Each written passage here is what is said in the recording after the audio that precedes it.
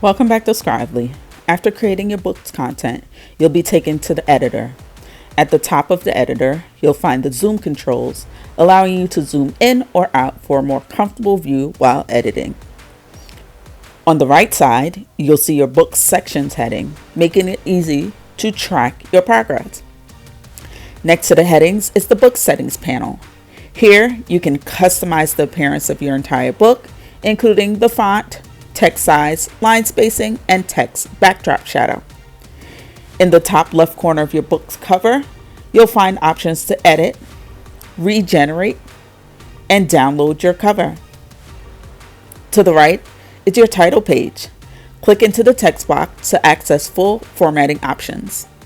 Use the page navigator on the right to quickly move through the pages of your book. Want to turn your story into a narrated video?